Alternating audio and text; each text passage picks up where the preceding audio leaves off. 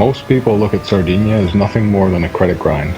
Find the fastest car, turn your brain off for 25 minutes, collect your credits, and repeat. But what if I told you this race is actually one of the ways to improve your racecraft in Gran Turismo 7?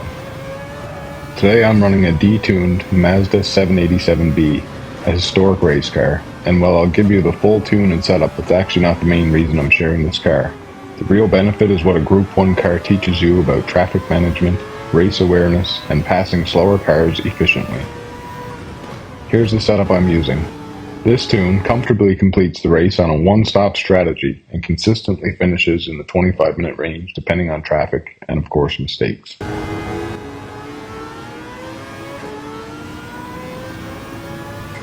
With the 787B, you're constantly driving through traffic, and that forces you to develop skills that transfer directly into online racing, racecraft, and even multi-class events.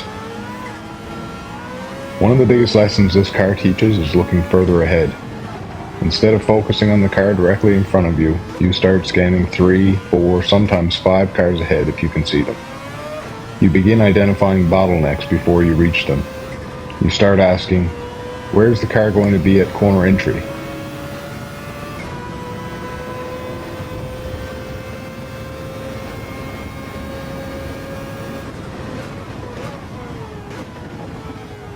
The faster the car, the further ahead you have to think.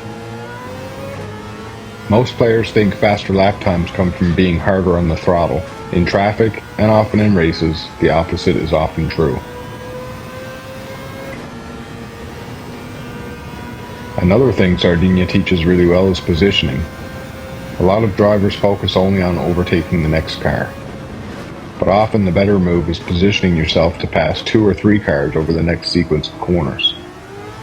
It's less about aggression and more about planning. If I put my car here, I can get a better exit. That better exit creates the opportunity. The opportunity creates the pass. Traffic isn't an obstacle. Traffic is information. Every car on a track tells you something. Where they're braking, where they're slow, which line they're likely to take. The more laps you run at Sardegna in a Group 1 car, the better you get at reading those clues. And that's exactly the same skill used in online races. The Mazda 787B is one of the best credit grinders in GT7. It's fast, it's fuel efficient, it's easy on tires, and it earns credits incredibly quickly. But the reason I keep coming back to it isn't the money. It's because every race becomes practice. Practice reading traffic, practicing racecraft, practicing setting up overtakes, and practice thinking ahead. So here's a challenge for anyone watching. The next time you run Sardegna, don't focus on your lap time, don't focus on the credits. Pick one skill and work on it for the entire race. For example, today's goal might be looking 3 cars ahead instead of 1. Tomorrow's goal might be setting up passes 1 corner in advance. Maybe the next race is all about smooth throttle application in traffic. Or maybe it's about minimizing brake inputs by anticipating slower cars earlier. Think of Sardegna as a training session rather than a grind. You get 15 laps of constant traffic management and racecraft practice. That's far more valuable than simply collecting credits. If you improve one small skill every time you run this race, you'll be amazed at how much more comfortable you'll become in online racing. Here's a Sardegna training checklist. Look 3 to 5 cars ahead. Anticipate traffic bottlenecks. Use throttle lifts instead of brake inputs when possible. Set up passes before the corner. Prioritize exit speed over dive bombs. Focus on just one skill per race. Complete this checklist often enough and you'll become a faster driver almost by accident. Oh, and one final thought.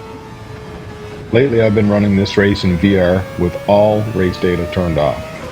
No lap delta, no timing information, no position tracking, just the car, the track, and the traffic. And honestly, it's become one of my favorite experiences in Gran Turismo 7. Without all that extra information, your focus shifts entirely to driving. You're listening to the engine, watching traffic develop ahead, feeling the rhythm of the race, looking for opportunities, managing risk, and making clean passes. It feels less like a credit grind and more like you're actually racing. If you have VR, you have to try it. You might find that the race becomes slower from a credits per hour perspective, but much richer from a driver development perspective.